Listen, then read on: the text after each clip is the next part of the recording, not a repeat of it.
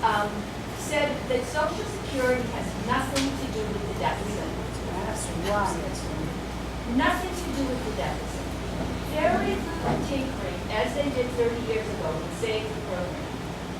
I never made this much. We make over $170,000 a year. I think maybe you could kick in a little bit more.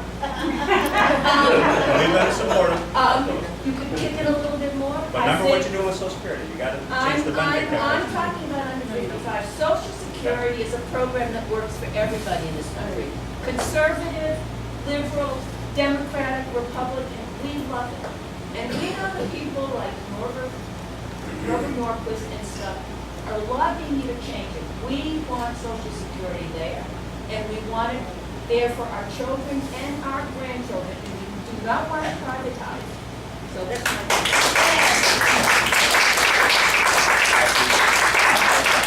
Because I am 100% $155. in agreement with you. Social Security needs to be there. Okay. Now the question that has to be asked is, if you're not willing to do anything, where do you think Social Security ends up? It's not what I said, Okay. sir. So what are you willing to do? Get rid of the cap. Okay. So cap. All right. Let's talk about the You cap. stop paying for Social Security after, what, 108? It's I think 107,000. So I'm open to that. So you have, But I'm you're open not to taxed that. after that, but I'm my open. full salary is taxed. And your So benefit. how is that fair? So this is why this is an issue. Yes. Because I'm open to removing the cap. But a lot of people who talk about removing the cap don't talk about the benefit side of the equation. Because remember how Social Security You is. could increase the benefit if you got rid of the cap. You can increase it right now, and you can solve it forever. Let's let the man answer the question. So let's take Warren Buffett. Let's take Warren Buffett. And you tax him on all of his income, right? Whatever millions of dollars that he has. What benefit are you creating under Social Security that he's going to be entitled to? Well, he's already at the age, but say a younger Warren Buffett, when he retired at 65. That is a fundamental change. So if you put $1 million in, your benefit is going to be calculated based on $1 million. That's how FDR set it up. Yeah. You know, it's your money, and I wholeheartedly agree. And what you put in is what you should be basing on what your benefit is when you get out. It's not individual security, it's social security. Security. And I get it.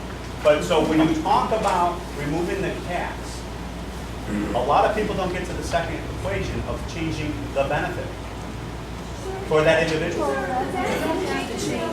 People, I make much less than someone they have a normal If you raise the cap without changing the benefit, you don't save any money. Sir, I'm just saying that happens anywhere. No. Anywhere. I mean, no. And that's where, removing the cap. So people are trying to say that this is the easy and only answer to the issue. It's bigger than that. And I agree. I'm open to the removing the cap. I am open to it. And that is part of the solution. Okay? We just need to recognize it's not the solution. And that's where we got to talk about in an honest way. Because look where Social Security's at. And this is one that doesn't get a lot of attention, guys. Social Security disability. Social Security disability. Do you know when that's underfunded? As Kathleen Sebelius will say, not bankrupt. I use the term bankrupt because I try to get it right. Do you know when Social Security disability? Do you know when Social Security disability goes underfunded? 2016. 2016. What are we going to do when we get to that date if we're not going to do anything? And this is where I have worked with the ARP. I have worked with people on both sides of the aisle and said, look, let's solve this. We can, like Tip O'Neill and Ronald Reagan came together. That's what I'm trying to do.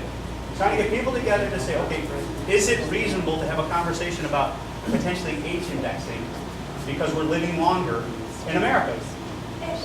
Maybe that's, and I throw that out there, and I'll tell you, a lot of groups, and there's probably a lot of people here going, they just didn't say the magic word, and you're going to go after them for that. That's what Tip O'Neill and Ronald Reagan did, which is why. And that's what we got to get to. I think, Congressman, that you have retirement. Social Security is the retirement plan for people in this district. We got how many people on Social Security on food stamps?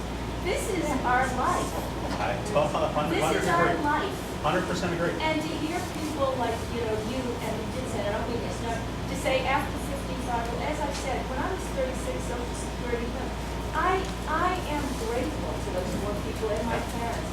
And we have to make sure that it's not there for us. And again, just like Just so, A move, it's just a move, and I don't see it happening for them. I am trying, we are trying, and obviously not. Now, just so you understand where the 55 age comes from, that's because there's still enough room before this thing goes belly up in 2033, I believe it is, I guess it's in my head. So that you can take those people that are in the system and close to retiring off the equation. But if we just continue to ignore it, I can't say that because the math doesn't produce that age cutoff period. You're looking at 56, 57 potentially next year if we do nothing. The problem gets worse with age. And we cannot. The reason why I'm very sensitive to seniors that are on it and close to retiring is because of what you just said. They're relying on that check today. And to go into a senior citizen and say, you know what, I'm going to change your Social Security benefits right now, that is something they can't afford. They can't deal with. And the people that are close to retirement, 55 and closer, they don't have enough time to readjust their retirement plans to deal with a different calculation because that's what they were relying on. But if we do nothing, I agree with you. If we do nothing, this is not going away. It's going to collapse, and it's going to collapse from people who need it the most. We need to get together to deal with it. Clear on what collapse means. So the trust fund was set up under the Moynihan Commission back in the late 500s. And that trust fund is now, or as you said, in a year or two, we started to have to pay. For the short haul, revenue, Social Security, payroll tax. In the year 2033 or 2036, or whatever it is, the actual event will be the completion of the trust fund, right? And at that point, Social Security says, Security Administration says that they will pay 75% of the now existing benefit scheme. That's not the same thing as bankruptcy. It's a terrible thing. It's For not the people that are 25%. relying on that check, 25% cut is life or death. I agree, but it's, To me, the that's metric, fair. the metric is you gotta make up for 25%. You don't have to rebuild the whole And thing. that's the opposite. That's the whole. That's what I'm. We can fix it. I wholeheartedly agree. We can fix it. And we need to fix it. And So also, let's get there. as you know, I'm sure well, there are a number of factors that go into that calculation. Any one of which is subject to change in the future, such as GDP growth. And that solves a lot of problems. Right there. That's Exactly. talking. That's why we focus on jobs and economy. Right, revenues versus. How about a living wage? If we get people back to work, you're absolutely. That moves needles on it. All sorts of issues. And send all the jobs overseas. Right. We have time for, we have time for one more question. I apologize, we have an enormous number of people that follow the rules and are not going to get the I question. don't have a question, but this lady has. I have about. You said his up for I just have as about, long. I have about 10 folks that follow the rules and are not going to get the question. This will be our last question. Can Congress do anything about the Trans-Pacific Partnership negotiations for which are being held secret? How do you feel about it? Well, I'm not aware of secret negotiation. TPP, Trans-Pacific Partnership. What it is, it's a regional trade agreement with multiple countries, generally South American and Asian companies. And Japan and Canada just came into it. And actually, this is an opportunity. I don't think it's an opportunity. This is an opportunity to really impact Chinese policy. Because one of the things, we're talking about building it here and selling it there, one of the things we have to attack is currency manipulation. And one of the biggest offenders of it is China.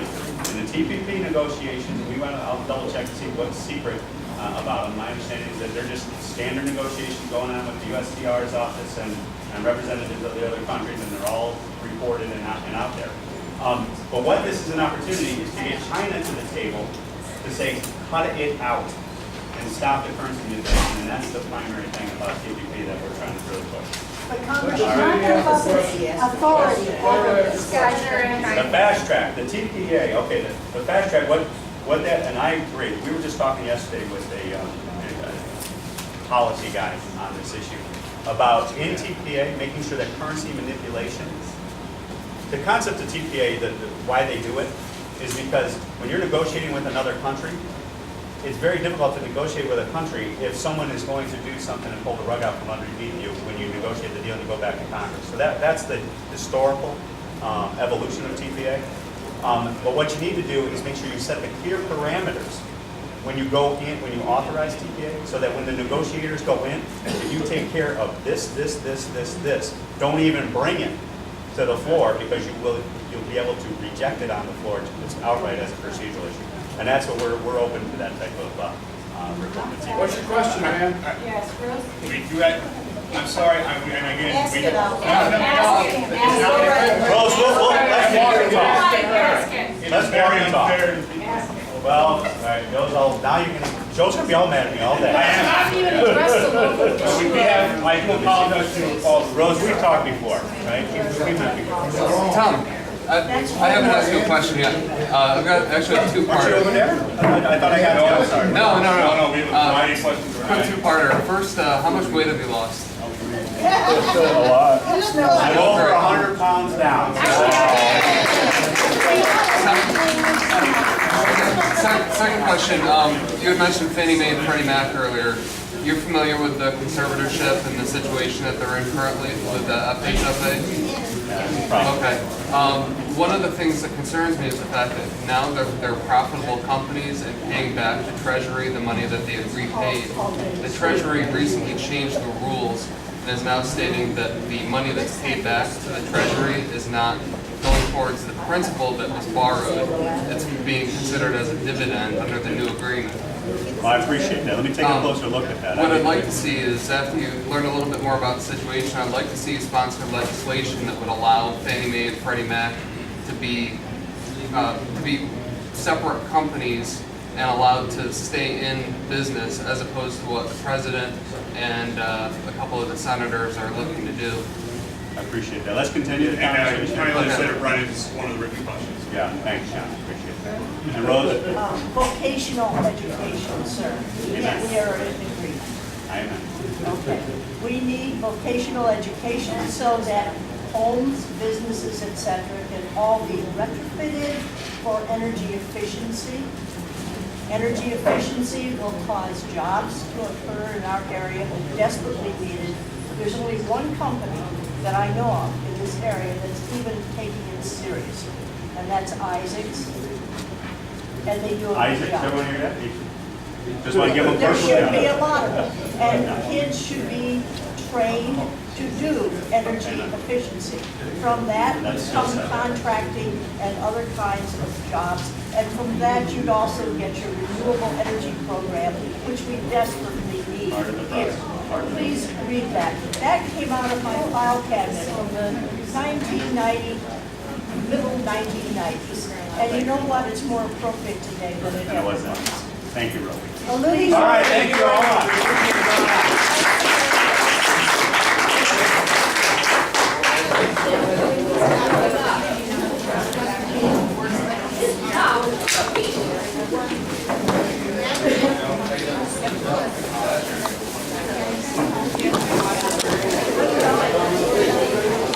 Ask who you're doing this for? I'm a constituent. Or maybe for Mrs. Robertson. I hope you have a... No, I don't work for Martha. So now where are you heading? Can I go get lunch? Yes. Really? No. Going to the pizza place.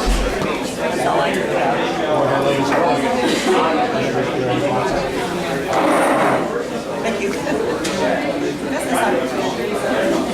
We've been little grocery store on the road to Fox Station. That's just...